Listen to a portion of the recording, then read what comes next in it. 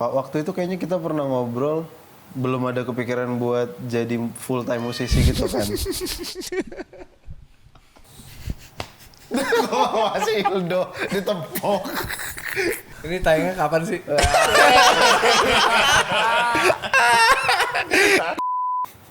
Tapi ini yang gue paling penasaran, gimana caranya mas-mas ini bisa tetap anteng, kalem, kayak gak ada berubah sama sekali dari sebelum dan setelah didengar lebih banyak orang. Definisikan anteng dan kalem.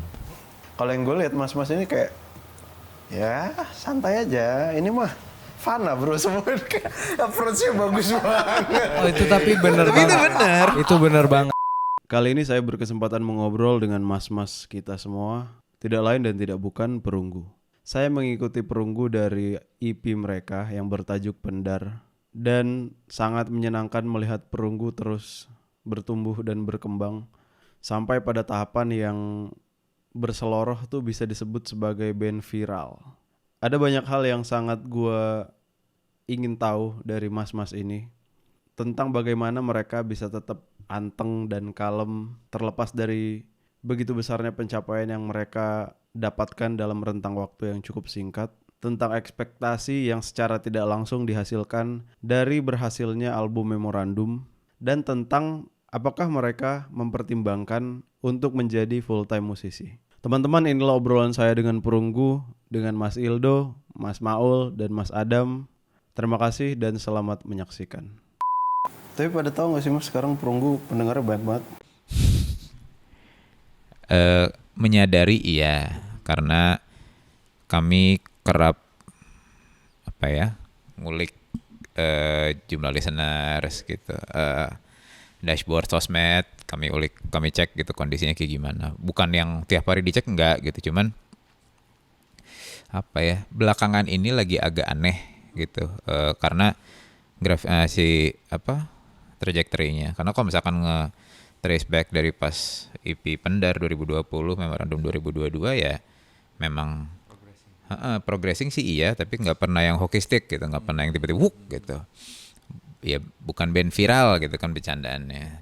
Pas lagi belakangan ini entah kenapa rada ekstrem naiknya gitu. Jadi di situ mulai bingung tapi penasaran. Jadinya kami kemarin sempat ngelempar survei gitu. Kalau nyadar di sosmed kami pernah ngasih Google Form, survei research gitulah. Ini semua yang mendengarkan Perunggu kami tanya gitu, lu mulai dengerin dari kapan, exposure-nya pertama gara-gara apa, pertama dengerin yang gimana, rasanya apa, direkomendasikan siapa, lu merekomendasikan ke orang lain apa enggak gitu. Karena kan di analytics-nya Spotify seenggaknya itu kan bisa kelihatan tuh top contributors, source of dengarnya tuh dari mana, apakah algorithmic, which is recommendation shuffle, atau radionya si Spotify ya, atau algoritmik. Jadi Spotify itu ada playlist yang editorial, ada yang algoritmik gitu kan. Algoritmik itu yang kayak Your Daily Mix gitu segala macam. Kalau editorial kan yang dibikin sama kurator Spotify. Nah pas kami ngelihat tuh rada lumayan organik. Jadi bukan yang didominasi oleh algoritmik sebenarnya. Walaupun kalau misalkan logiknya kan adalah ketika orang udah makin banyak nge-refer, si algoritmanya juga jadi pasti langsung ngikut wave-nya kan. Oh lagi pada rekomendasi Perunggu, coba gue amplify lagi gitu. Jadi pasti akan snowballing gitu. Jadi kami penasaran apa sih sebenarnya yang bikin orang apakah benar pendengar Perunggu itu akan merekomendasikan lagunya ke pendengar lain. Hasil surveinya ya benar 86 versus 13% something lah. 86 yang merekomendasikan, sisanya tidak gitu. Pokoknya kita nanyanya adalah pas setelah lo rekomendasikan, orang-orang nyantol apa enggak yang dikasih dengar. 90% nyantol. Jadi ya gue masih sampai sekarang patternnya kelihatannya memang reach-nya makin lebar aja gitu. Jadi misalkan satu orang minimal ngasih denger 2, ya itu kan udah multiply 2 tuh. Nah di tahun ketiganya, sekarang kan Memorandum tuh udah 3 tahun setengah lah ya. Ya mungkin tipping point-nya kenanya di tahun segini gitu. Ya itu analisa gembel gue ya. Sama itu yo, maksudnya uniknya sih si range umurnya makin turun.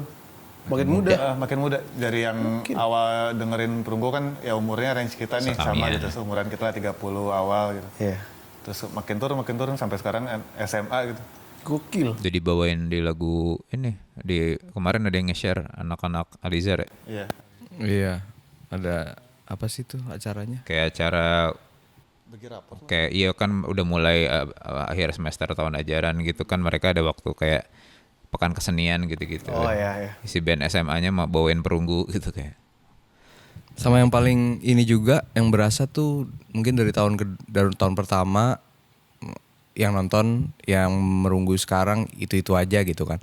Mulai tahun kedua mulai kelihatan nih kayak makin dikit yang kita kenal ya. Yang sekarang benar-benar udah nggak ada yang kita kenal sama sekali dan emang secara kuantitinya juga signifikan lah bertambah gitu. Kalau kita manggung tuh kayak ya udah rame banget gitu. Terus ya bener-bener random aja. Dulu tuh kita masih berasa banget kayak ada si itu datang gitu kan. Diapalin mukanya. Iya, dan itu lagi gitu. Iya. Sekarang alhamdulillah mereka juga masih datang di beberapa panggungan tapi most of panggungan kita udah kayak ini orang-orang dari mana sih gitu. Shout out merunggu Oji. Gitu sih.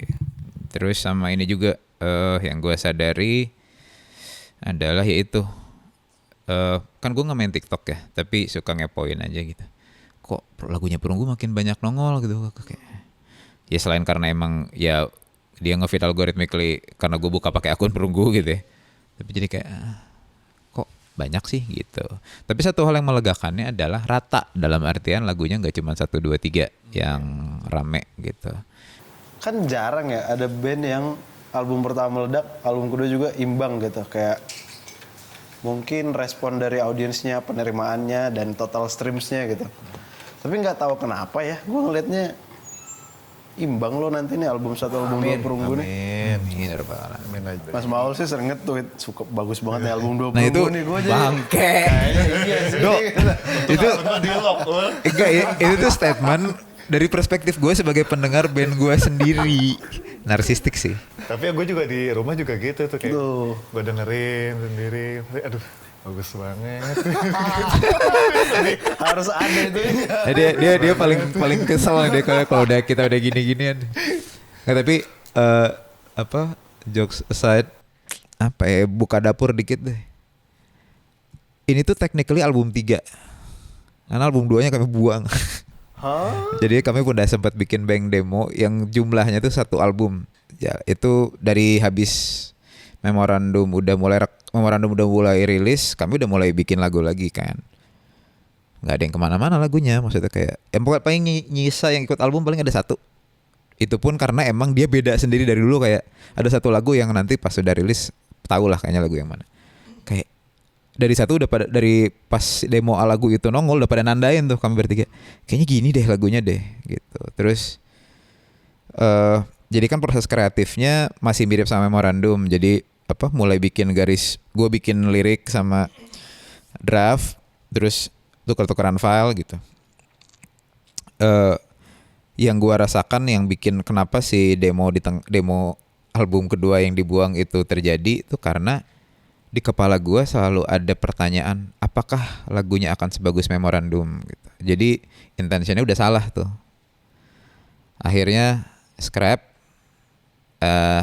Terus prosesnya berubah drastis karena dulu pas memorandum tuh nada dulu baru lirik, sekarang akhirnya di reverse tuh, lirik dulu baru cari nada. Dan sekarang jadi ada kayak modelnya kayak bikin prompt gitu, kayak Ildo ngasih topik, lagunya tentang ini, oke, oh begini gitu. Jadi kayak nangkap responnya jauh lebih ya. Karena gue sempat ada writer's block juga gitu sebagai penulis lirik. Walaupun udah baca buku sebanyak apapun kagak ngaruh. Karena itu ada beban yang gue mau berusaha bilang itu bukan beban, tapi ternyata tetap nempel gitu. Perihal memorandum begini tuh jadi kayak anjing bisa gak ya bikin lebih bagus gitu. Ternyata itu salah, kayak ya lu ibaratnya kayak lu punya anak 1 gitu. Anak lu mau sejelek apapun dia tetap anak lu gitu. Mau sebagus apapun dia tetap anak lu. Ketika lu punya anak lu yang 1 lagi, kenapa harus dibandingin dengan anak 1 gitu? Ya udah lu groom dan bikin supaya si anak 2 ini dia menjadi dirinya sendiri dan bagus dengan versi sendiri gitu. Ya dua-duanya bersanding dengan baik dan mantep kan malah lebih keren gitu. Ya itu yang berusaha kami kejar sih. Makanya pas yang masuk ke album 2 ini, yang album 2 beneran album 2 itu lagu-lagu yang emang insya Allah kuat dan setelah melewati aneka ragam writers block, buang demo, ini yang insya Allah kami pede untuk rilis jadi album lah. Di luar dari itu secara ya mungkin jadinya ya tadi ya ada sisi ekspektasi tuh kayak coba dibuang jauh-jauh, jangan dibanding-bandingkan sama memorandum. Ekspektasinya ya udah bikin lagu bagus yang bagus dan yang kita suka. Plus kita lumayan ada apa ya, kita kasih ruang-ruang untuk eksplorasi, untuk eksperimen sih di sini gitu. Yang dimana itu menimbulkan excitement baru buat gua gitu. Jadi kan takutnya kayak bikin lagu bagus gitu kan, yang lebih bagus dari memorandum. Yang ini enggak gitu. Yang ini udah bikin aja, kita eksplorasi, coba sesuatu yang berbeda gitu. Nah itu kesampaian di sini. Plus yang bikin excitingnya lagi karena Ico dan Petra sebenarnya. Oh iya. Iya, itu menurut gua ketimbang dari bagus apa enggak, orang pada suka apa enggak, tapi ketika mengerjakannya super fun sih di sini gitu.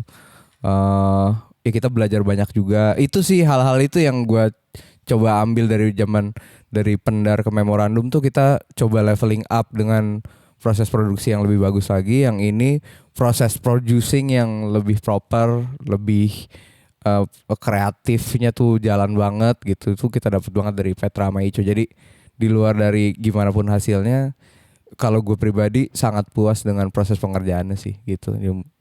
Nggak tahu, mudah-mudahan merefleksikan juga tuh ke lagunya. Iya, pedal produser juga kan pas Memorandum kan kami sama Deva Dennis juga ngerjainnya happy banget, dalam artian kami belajar bareng. Dan apa ya, Deva tuh dulu mikirnya gimana caranya buat album ini, walaupun ini album debut lu, tapi harus box office, dia bilang gitu bahasanya dia.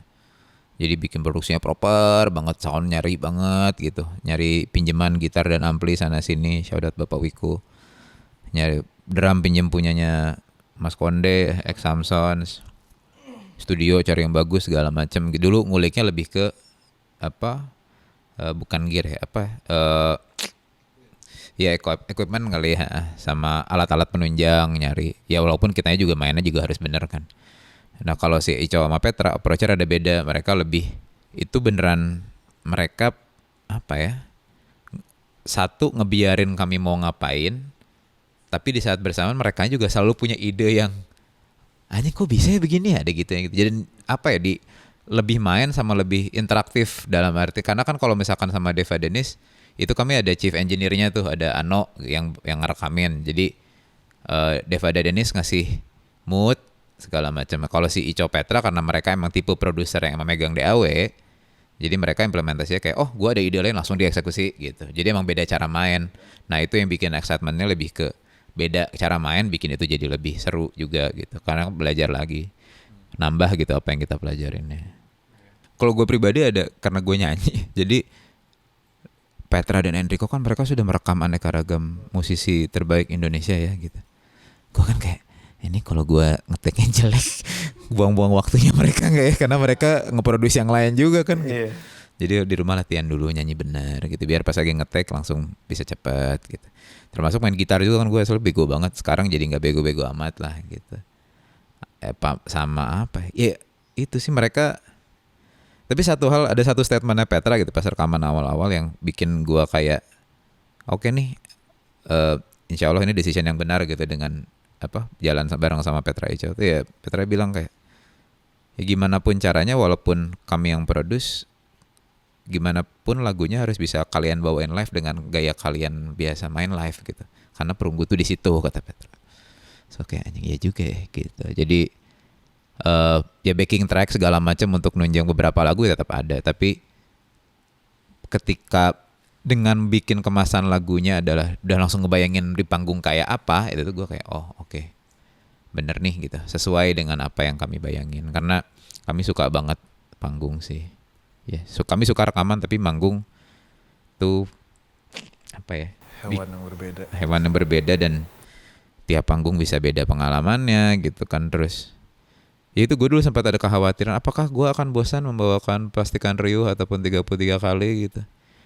Makin kesini kok malah jadi rada hilang bosannya tuh. Jadi dulu sempat ada tuh kayak rasa gitu. Dan makin kesini kayak gue jadi ngerti gitu, kayak Mungkin ini yang dialamin sama teman-teman musisi lainnya yang punya lagu yang dibawakan berulang-ulang, tapi kok mereka tidak terlihat bosan karena urusan lu menyanyikannya ke siapa gitu. Ternyata yang gue baru temukan gitu pas ngeliat orangnya kerap berbeda, terus ada yang baru pertama kali nontonin kami. Jadi salah satu pattern speech-nya kami kalau di panggung ada yang baru pertama kali nonton Perunggu gitu. Semakin banyak yang ngacung tantangannya yang baru, makin senang kalau gue. Karena ada part yang, nih lu nonton ya, kami manggungnya begini gitu. Jadi ada part yang ingin membuktikan bahwa kami bisa bersenang-senang dengan seperti ini gitu. Semoga kalian ikutan senang juga gitu. Nyambung sama bersenang-senang, kalau gue mungkin cara menyiasati kebosanannya, tadi mungkin emang belum bosen sebetulnya. Cuman kadang gue kalau udah kayak ngerasa bosen, suka gue mainin bassnya. Gue pengen ngeliat respon orang-orang di panggung. Kok gini ya? Gue suka paling kesel kalau gue main udah aneh-aneh. Iya kan rhythm section kan harus kawin ya kalau dia geser. Maaf ya Dok. Sama gue juga nyanyi suka gue aneh-anehin tiba-tiba. Tapi ini yang gue paling penasaran, gimana caranya mas-mas ini bisa tetap anteng kalem, kayak gak ada berubah sama sekali dari sebelum dan setelah didengar lebih banyak orang. Definisikan anteng dan kalem. Kalau yang gue lihat mas-mas ini kayak ya santai aja, ini mah fana bro, semua approach-nya bagus banget. Oh itu tapi bener banget. Itu bener banget. Ini ya. Itu exactly yang kayaknya at least gua ya. Karena Gue juga kok. Sama-sama. coy, apa yang lo kejar sih? Ya mungkin nggak tahu ya. Kalau coba menganalisa kayaknya emang kita udah di fase kayak udah di ujung-ujung lah. Ya maksudnya secara faktanya manusia umur paling sampai 60 udah bagus kan tuh. Ya kita udah hampir 40 semua coy. Iya gila, Dia udah. doang kali. Iya, anjing, udah lebih dekat ke 40 Iya kita. gua. Sorry. Kita Ya, tua. cuman kayak ya gitu sih. Kayaknya juga udah nggak ada ambisi yang bagaimana banget gitu. Makanya kayak ya, yang kita lakuin purely out of ya kita pengen bikin hidup kita jadi lebih seru aja kayaknya ya. Benar. Iya, itu aja sih. Jadi apapun yang kita dapetin feedback dari teman-teman ya kalau itu jadi nambah hidup kita makin seru ya alhamdulillah, kalau enggak ya udah gitu. Gue kemarin itu, jadi kami lagi ada percakapan perihal ini kan jadwal makin rame segala macam gitu, gimana kita bagi-bagi waktu mandang hidup gitu. Ada ya kan kami ada grup yang bertiga lah di WhatsApp ngobrolin perihal itu, perihal hidup juga kadang suka di situ. Ya lu ngeluarin statement yang sama gue jadi rekam aja, kayak dia bilang ujung-ujungnya ya kan primary kita kan keluarga lah ya. Masih prioritas nomor 1 masih keluarga selalu. Ya lu bilang kayak ya ujung-ujungnya on how to be better husband and better father gitu. Jadi gue kayak ya anak gue bangga melihat gue nyanyi di panggung gitu. Tapi gue sepenuhnya yakin anak gue akan jauh lebih bangga kalau misalkan gue bisa main sama dia sesering mungkin gitu. Dan bisa ngasih contoh yang baik buat dia tumbuh sampai gede gitu. Jadi gue di kepala gue ya itu aja. Mungkin yang bikin pengen jejaknya lebih ke gue pengen ngasih contoh yang baik buat anak gue lah, minimal itu gitu. Orang lain sih ya mau ngikutin mau nggak terserah gitu. Tapi seenggaknya biar anak gue tuh nggak malu ngeliat gue. Itu hal yang dasar tapi menurut gue insya Allah matters. Jadi mungkin kalau gue karena konteksnya udah punya anak, selebihnya mah ya asas hidup tuh sejauh ini buat gue makin seru kalau lu baik sama orang. Oh. Seru dalam artian kayak lu temen nambah gitu. Terus kayak istilahnya serendipitas gitu, kayak lu bisa ketemu orang papasan terus lu senyumin 2 tahun kemudian atau seminggu kemudian lu ketemu dengan orang yang sama terus kayak gue masih ingat lu kemarin senyum ke gue, terus jadi ada percakapan jadi kemana gitu. Dan itu hal yang gue selalu pengen bisa pelihara gitu. Orang punya pengalaman baik ketika ketemu sama gue gitu. Karena kan katanya orang tuh jauh lebih mudah mengingat yang buruk ketimbang yang baik. Jadi ya udah yang baiknya dilakukan way multiplied compare to yang buruknya. Ya kalau bisa nggak usah ngelakuin yang buruk gitu. Asbun gue cuman ya gitu dah ya. Enggak lah. Sebenarnya intinya kalau tadi lo tanya misalnya kita generalisir ya, terlepas dari umur yang kita udah wise apa gimana, yang gue belajar banget di Perunggu atau dapat banget di Perunggu tuh ini gue dapat dari Iksal sih. Dari awal tuh yang ditekanin sama dia adalah nawa itu lo apa, niat lo tuh apa gitu loh. Lo melakukan yang lo lakukan ini nyari duit, nyari fame atau nyari berkah. Kalau bisa nyari berkah, karena ujung-ujungnya dari nyari berkah itu ya tadi lo pasti akan berusaha baik sama orang karena lo nggak mau dijahatin. Terus duit tuh kayak second, tapi most likely berkah yang lo dapatkan di dunia tuh juga pasti dapat gitu loh. Kalau lo nyari berkahnya berkah gitu kan, itu pasti akan dapat. Gitu aja sih sebenarnya kalau dari dan itu yang gue juga rasakan ya di Perunggu ya, karena kita niat kita tuh ya bikin lagu apa segala macem ya kita senang, tapi ada juga impact ke orang lainnya gitu. Kayak contoh ya 3 kali gitu kan, kita sebenarnya untuk pengingat untuk kita, tapi ternyata orang lain juga merasakan impactnya di mereka segala macem. Itu tuh gue yakini sebagai jalan berkahnya Perunggu juga sih gitu. Jadi terlepas dari apa yang kita dapetin, kita makin terkenal apa segala macem, hal-hal seperti itu yang gue juga kayak ini nggak boleh hilang nih kayaknya nih gitu. Kalau hilang kayaknya nggak berkah, ya ujung-ujungnya mau ngapain sih gitu kan. Tajir tapi lo pusing, lo stres gitu kan. Nggak, bukan itu yang kita cari gitu. Jadi kayaknya sih paling bener ya itu gitu. Kalau bisa yang dicari adalah berkahnya gitu sih. Gue ini apa? Misalkan kami lagi mengalami sesuatu yang kayak alhamdulillah gitu, bikin happy atau membanggakan, di kepala gue tuh selalu kayak ini band banyak yang doain gitu aja. Iya sih. Kenapa gue kayak karena apalagi kami bisanya gini-gini doang. Jadi kayak ya nyampe sini mah udahlah, ini pasti anak-anak Perunggu nih pada doain gitu. Pasti sadar lah ya, pendengar Perunggu makin lama makin muda gitu, dan gue melihatnya kecenderungannya orang tuh, pendengar musik terutama, mencari nasihat atau pesan moral dari karya. Kenapa gitu? Kenapa kalian itu membebankan pada musisi? Gue kadang-kadang beda bro, ini beda urusan. Iya, orang tuh kadang jadi pendengar tuh jadi kayak butuh dimotivasikan dengan dengar lagu sama gitu. advice, sama pesan moral. Kenapa gitu? Ini lagunya tentang apa kak? Ada pesan moralnya enggak? Ya itu kami rasain juga lah. Kalau gue pribadi ngerasa kayak suka ada DM masuk gitu ngomongin perihal lirik gitu. Makasih ya dengan lirik lu bla bla bla bla. Terus gue kayak, hah? Kan gue buat diri gue sendiri. Tapi bukan berarti gue langsung enggak, lu nggak boleh memiliki perasaan begitu, enggak gitu ya. Kan tiap orang punya haknya masing-masing gitu, ngerespon lagunya kayak gimana. Tapi mungkin ya ini analisa gembel gue gitu. Lagu tuh mungkin cara paling mudah buat lu immersed gitu di kondisi sekarang ya. Gue ngelihat karena kan ya visual, bentuk video kan ini ya dance gitu ya. Sekarang kan ya short video, yang long form kan udah makin jarang gitu. Orang nonton buat immerse dan buat dengerin tenang kan jarang. Si Perunggu ya kebetulan lagunya bawel, dalam arti liriknya banyak, ngomong mulu gitu. Jadi orang mungkin kayaknya immerse gitu, kayak ngerasa lagi ada yang ngajak ngobrol. Mungkin ya. Begitupun dengan apa yang dilakukan sama Hindia misal, atau yang dari zaman Bimbo gitu, dari zaman dulu gitu. Maksudnya ya kalau gue pribadi juga sama, gue ada lagu-lagu yang bikin gue kedek gitu.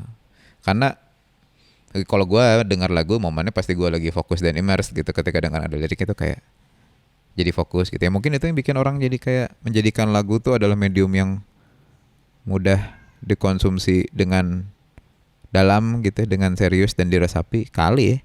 Ini observasi gembel gue ketika ngeliat fenomenanya si 33 kali gitu. Ya temen gue ada yang berseloroh lah, dia bilang kayak gue jadi sholat lagi gara-gara dengar 33 kali gitu. Itu menurut gue pencapaian terbesar sebagai musisi adalah ketika bikin lagu yang bikin orang jadi lebih baik gitu ya. Ini kan ibadah kan, apapun formatnya lah ya. Apapun yang lu percaya. Cuman kayak gue ketawa gitu pas temen gue ngomong begitu gitu. Cuman di satu sisi gue jadi kadek mikir, kenapa ya? Maksudnya kenapa nggak di medium yang lu dengar apa tausiah gitu atau ya mungkin ya emang karena accessibility-nya kali. Jadi gua melihat apa ya? Ya mungkin trennya gaya berceramah itu kan macam-macam ya. Mungkin ada yang ceramah tuh orang tuh ngeliatnya kayak oh ini alim banget, gue nggak mau yang kelihatan terlalu alim gitu. Mungkin dengar 33 kali adalah software way buat lu untuk jadi alim gitu. Mungkin ya alim tapi cooler a bit gitu, gue nggak ngerti. Relate lah, masih relate. Iya mungkin faktor ke itu aja, kayak accessibility sih kayaknya, lebih ke cukup mudah untuk dikonsumsi dan lu nggak perlu mengubah gaya hidup lu secara ekstrem gitu, karena ya lagunya ada di Spotify gitu, maksudnya ada di streaming platform manapun, tapi punya impact yang kurang lebih mirip gitu kan. Ya ada gitunya juga, jadi gue kayak pas mikir, ya lagu yang kami bikin buat ngingetin diri kami sendiri biar sholatnya bener, malah jadi bikin orang lain jadi ikut sholat, ya alhamdulillah ya. Gue waktu itu pernah mikir gini, bukan pernah mikir, pernah ngomong gini. Kayak gue kalau pindah agama gara-gara lagu ini dah. Itu nadar pencapaian. Enggak, apapun agama lo. Enggak bercanda. Enggak kayak di Merunggu juga kemarin udah ngomong ya. Jadi kan ada grup WhatsApp yang Merunggu ya, kayak kami ada di dalam situ gitu. Terus ngeliatin ngobrolan anak-anak kayak, iya aku suka 33 kali Kak, tapi aku gak muslim, tapi aku suka kok gitu. Terus gue kayak, ya Allah masa lagunya jadi tidak inklusif ya. Ya poinnya ya, again kan maksudnya kami juga di liriknya juga nggak nulis siapa nama Tuhannya atau kitab apapun yang lu baca gitu. Jadi lebih ke benar ya 33 kalinya judulnya lebih terlalu gayanya muslim, tapi udah gitu. Selebihnya sih ya itu kali. Tapi gue jadi mikir juga ya, kayak gue dulu denger Radiohead gitu atau denger Coldplay gitu, apakah gue mencari ketenangan dari juga iya benar juga ya. Ngeliat musiknya aja kan. Iya. Kita tuh ya kayaknya angkatan kita tuh ya Dewa oke lah kali Gibran kan. Tapi tetap kayak itu tidak yang harfiah gitu kan, nggak bisa lo langsung dapetin gitu, serap gitu loh. Kalau yang sekarang tuh bener-bener literal banget gitu nih. Kayak urusan topik juga kali ya, kayak ya dulu kan roaming around di cinta dan aneka ragam permutasi dan sudut pandangnya gitu. Mungkin. Sekarang tuh ya shout out Bapak Kunto Aji, shout out Baskara Putra Daniel. Iya. Mereka itulah. Pioneer, Trailblazer. Enggak apa ya, mereka dengan lantang menceritakan kerapuhan gitu. Hal yang apa? Ya dulu mah ditutup-tutupin gitu kan. Orang enggak terlalu pede untuk ceritain atau even kasih tahu ke orang banyak. Ini mereka nyanyikan di atas panggung. Jadinya orang kayak, gua ada temennya nih. Ya gitunya loh. Jadi ya mungkin ya kalau nggak ada mereka juga gua nggak pede untuk nulis lirik se vulnerable ini gitu. Mungkin nih. Mas Khalil juga ya. Mas Khalil apalagi, buset. Betulnya rootsnya dari karena kami suka band emo sih. Bener ya. Iya kan sih, kita tumbuh di era itu soalnya. Emo kan zaman-zaman itu kan mereka cool, cuman kan nangis gitu. Gue masih ada foto gue yang poni. Ntar ada muncul di sini. Ntar gue cari. Tapi itu sih ya katalisnya ya kesadaran akan itu ya, apa, bahwa lu nggak, kalau lu emang lagi capek ya nggak apa-apa juga lu omongin gitu, nggak perlu yang tough mulu. Karena kan apa ya, itu kan cukup kontradikting ya, maksudnya dulu figur pria misalkan ya, ataupun wanita juga bisa di atas panggung pusat perhatian, tapi yang lu ceritakan adalah gue lagi capek. Itu kan gila ya, maksud gue kayak, ya gue ngerti gitu kenapa itu jadi sangat-sangat apa, cracking, bukan market ya, lebih ke cracking kesadaran orang bahwa ya gue nggak spesifikly ngomong perihal mental health doang ya, tapi lebih ke orang jadi nyadar kalau ini nyanyi itu masih orang nih gitu. Itu kayaknya deh menurut gue jadi ada nyambung ke perihal kenapa orang jadi mencari lagu untuk curhat tuh, karena makin banyak orang yang somehow mau dicurhatin dengan lagu gitu. Mungkin nih, tahu deh, komen di bawah ini kalau misalkan apa yang gue omongin. Karena relate kali Mas. Merasa terwakili. Iya, terwakili. Karena nggak banyak, bukan nggak banyak, maksudnya kayak ada banyak orang juga yang nggak bisa menyuarakan isi hatinya, Iya, gitu. Isi hati, isi pikiran. Jadi pada akhirnya kami kayak mungkin jadi penyambung itu juga gitu. Oh iya nih, sama nih ternyata pemikiran, jadi bisa diekspresikan gitu. Karena kan itu juga butuh kesensitifan itu kan untuk bisa membuka itu sebetulnya. Ya relevansi dan relatability. Paling itulah yang tadi yang rilisan tanggal 20 berarti ya. Oke. Itu menarik tuh karena riak airnya kan dimulai dari Mas Hildo kan berarti kan. Yang memutuskan untuk nih FYP ini apa sih gitu. Itu mulainya gimana Mas? Lu lontarin ke Mas Maul, lu jengah sama main HP apa gimana? Gue ngelontarin gak sih? Agak, Gue kayak enggak deh. kita- Cuman gue ngomong, gue off dulu nih sosial media gitu. Gue pengen, ya itu. Ya reasonsnya macem-macem sih. Ya tapi yang membuat gue jengah kayak anjir nih gue mau uninstall dulu deh karena gue ngerasa waktu itu nggak produktif lah. Ya, banyak hal yang gue rasa kayak gila nih gue ngabisin waktu ngeliatin handphone padahal gue bisa ngelarin A, B, C lah gitu. Dan itu berangsur lama banget. Terus kayak coba deh gue ini gitu kan, gue uninstall. Dengan harapan ya waktu-waktu itu bisa terganti dengan hal-hal yang lebih positif lah gitu kan. Ya udah gue bilang ke mereka, gue uninstall dulu ya, gue capek nih nonton ngeliatin sosial media, gue pengen coba lebih produktif gitu, baca buku, olahraga apa segala macam gitu kan. Ya kayak lu dalam satu hari 3 jam lu liatin handphone kan, ya 3 jam itu lu bisa ganti dengan aktivitas apa yang lain gitu kan, logikanya gitu. Ya itu yang gue lakukan. Lumayan lama waktu itu sampai pokoknya gue install lagi gara-gara ada sponsor masuk tuh, gue inget banget. Dipaksa jadi KOL kami. Do, Instagram lu aktifin, Do. Intinya ya nggak salah lu main sosmed, tapi paling penting ya lu jangan di drive gitu. Lu harus yang ngedrive, maksudnya ya karena itu sumber informasi, perlakukan itu sama kayak lu memperlakukan semua sumber informasi lain ya, contoh buku gitu. Ya lu harus punya kuasa penuh untuk lu beli buku yang mana dan bacanya kapan dan mau baca sampai mana gitu. Gue ada momen yang lumayan lama tuh uninstall semua sosmed di handphone, tapi gue bukanya di laptop. Jadi nambah effort lah minimal gitu. Terus ya dan limited juga kan kadar intuitivenessnya nggak seenak di handphone. Nggak bisa lu buat tidur lah, laptop kan misalnya gini-giniin. Scrolling TikTok ambil bobo kan susah tuh.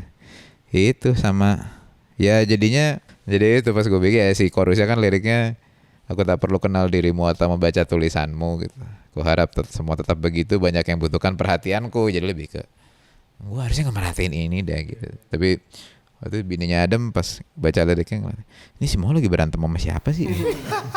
Tumben gitu. Ada yang menginterpretasikan begitu, jadi lucu aja.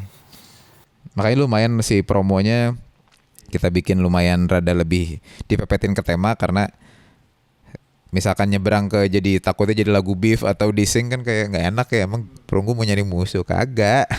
Nggak, ini tentang konflik kami dengan musuh bersama, itu penggunaan sosial media yang berlebihan. Waktu itu kayaknya kita pernah ngobrol yang pertama kali Mas. Pas gue ketemu lo di Froyo. Belum ada kepikiran buat jadi full time musisi gitu kan.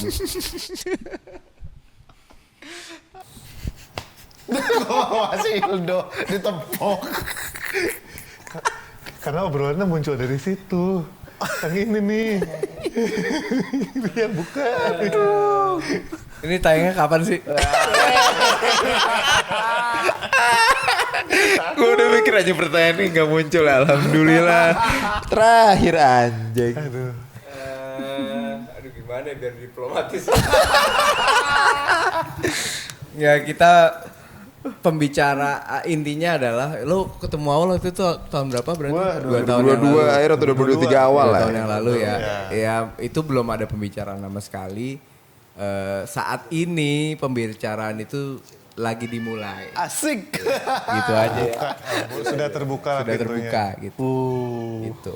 Tapi kapannya apa gimana itu kita belum tahu lah gitu. Tapi aim-nya sama yang tadi gue bilang, targetnya adalah gimana caranya buat jadi orang yang lebih baik gitu. Jadi gak sekedar materi lagi sebenarnya dicari. Kayak yang kita coba jadiin prinsipnya. Kita coba jadiin prinsipnya tetap itulah gitu. Maksudnya oke ya kalau misalnya ini tapi nawaitunya harus benar gitu. Itu aja sih. bener-bener. Baik. Gue itu mikir gue 2 tahun lalu ngomong begitu ya karena BU aja bre. mungkin kalau misalkan secara ekonomi lebih mudah, gue kan lebih mudah meninggalkan. Tapi pasti pikir-pikir kalau nyarinya materi mah main bandnya jadi nggak ikhlas ya. Iya. Gitu sih. Jadi itu ya gue ceritain aja pas tadi yang percakapan di grup WhatsApp yang ngomongin on becoming better husband or better dad, topiknya lagi ngomongin ini sebenarnya. Oh. is it necessary gitu, atau seberapa penting untuk kita cobain full time. Terus ya Ildu bilang ya apa ya considerationnya adalah kalau lu full time compare tuh dengan jalanin sekarang gitu, gua akan jadi ayah dan atau suami yang lebih baiknya pas di bagian mana. Kalau emang ternyata pas lagi main band jadi salah satu aktivitas utama gitu dan nggak kerja ngantor lagi, kita malah jadi orang yang lebih baik, ya kenapa enggak gitu.